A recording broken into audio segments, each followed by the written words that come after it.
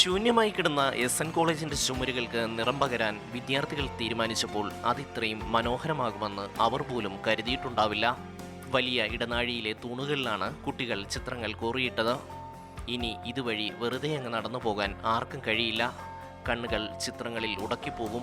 Vincent van ഗോഗിന്റെ screaming എന്ന ചിത്രവും പലായനത്തിനിടെ കടൽക്കരയിൽ ചേതനയേറ്റ് കിടക്കുന്ന ഐലാൻ കുർത്തിയുടെ ചിത്രവുമാണ് ഏറെ ശ്രദ്ധേയം.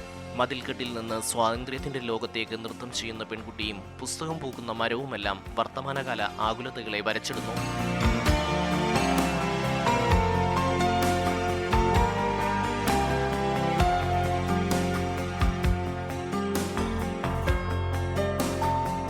ഏത് രീതിയിലാണ് യുവസമൂഹം കാലത്തെ അഡ്രസ്സ് ചെയ്യുന്നത്, ഏത് രീതിയിലാണ് അവരുടെ വീക്ഷണങ്ങൾ, അതിനെ ഏത് സർഗാത്മക രീതിയിലാണ് അവർ എക്സ്പ്രസ് ചെയ്യുന്നത്. അതിൽ വിയോജനങ്ങളുണ്ട്, അല്ലെങ്കിൽ ചില സമരസപ്പെടലുകളുണ്ട്, ശക്തമായ ആവശ്യങ്ങളുണ്ട്. അത്തരത്തിൽ ഇപ്പോൾ സ്ക്രീം എന്ന് പറയുന്ന ലോക ക്ലാസിക് പെയിൻറ്റിങ് എം എഫ് ഹുസൈൻ്റെ ഹോഴ്സ് എന്നതോടൊപ്പം തന്നെ അവർ വ്യത്യസ്തങ്ങളായിട്ടുള്ള റൊമാൻറ്റിക് പീരീഡിലെയും അല്ലെങ്കിൽ എക്സ്പ്രഷനിസ്റ്റ് സാധ്യതകളും പെയിൻറ്റിങ്ങിൽ ഉപയോഗിച്ചിരിക്കുന്നു.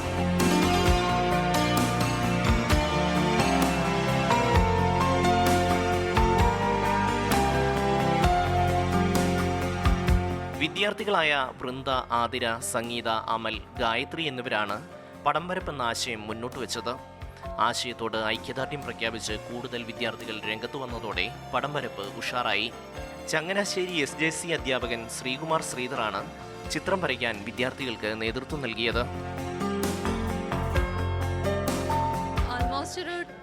രണ്ടാഴ്ചയോളം എടുത്തു ഞങ്ങളിത് കംപ്ലീറ്റ് ചെയ്യാനായിട്ട്.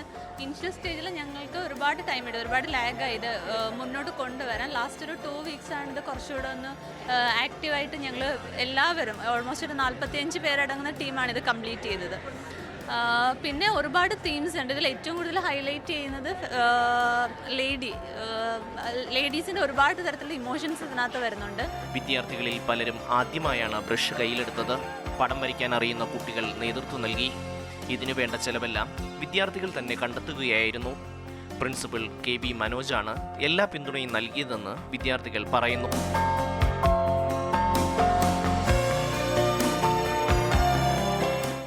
മാതൃഭൂമി ന്യൂസ്, കൊല്ലം.